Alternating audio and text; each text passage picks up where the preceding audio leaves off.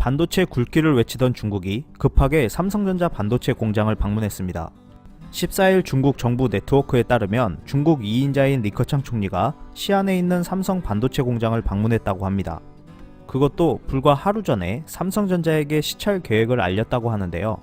삼성 반도체 공장을 방문한 리커창 총리는 중국 대외 개방의 문은 열면 열수록 커진다고 말하며 세계 진출을 향한 개방 의지를 알렸습니다. 또한 삼성을 포함한 각국 첨단 기업들의 중국 투자를 환영한다.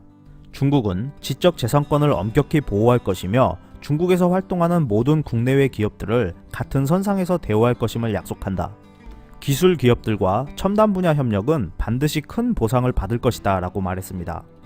지난해 삼성전자는 중국 당국으로부터 반도체 반독점 조사를 받고 있는 상태였습니다. 미중 무역 전쟁으로 경제 상황이 좋지 않자 삼성전자 공장을 방문해 향후 중국 사업 전망에 긍정적인 신호를 주겠다는 것으로 풀이되고 있는데요. 지난해 시진핑 국가주석도 창장 메모리 공장을 방문하며 반도체 기술에서 큰 돌파구를 하루속히 마련하고 세계 메모리 반도체 기술의 선두에 올라서야 한다고 강조하며 반도체 굵기에 대한 포부를 알린 바 있었습니다. 최근 삼성전자는 중국 스마트폰 시장에서 점유율 1% 미만을 기록하자 마지막 남은 중국 내 스마트폰 공장을 닫은 바 있습니다.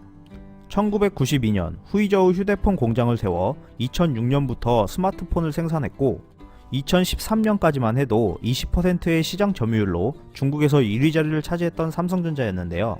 이후 가성비를 앞세운 샤오미, 화웨이, 오포, 비보 등 중국 브랜드들이 등장하자 삼성전자의 중국 시장 점유율은 1% 미만까지 폭락했습니다. 시장 조사업체 스트래티지 애널리스틱에 따르면 중국 스마트폰 시장에서 올해 2분기 삼성전자 점유율은 0.7%에 불과했습니다. 반면 시장 조사업체 카운터포인트 리서치에 따르면 지난 8월 말 기준 중국 스마트폰 시장에서 화웨이의 점유율은 41%까지 폭등했는데요. 이를 두고 중국이 삼성폰을 모방하고 화웨이의 점유율을 몰아주게 하는 것이 너무 노골적으로 드러낸 것 아니냐는 의견들이 나오고 있습니다.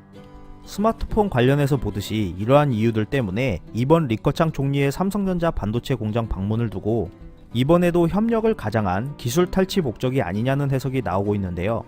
중국이 반도체 협력에 손을 내민 상황을 마냥 기뻐할 것이 아니라 스마트폰 시장과 같은 결과를 얻지 않기 위한 신중한 접근이 필요해 보입니다. 이상 피커TV였습니다. 감사합니다.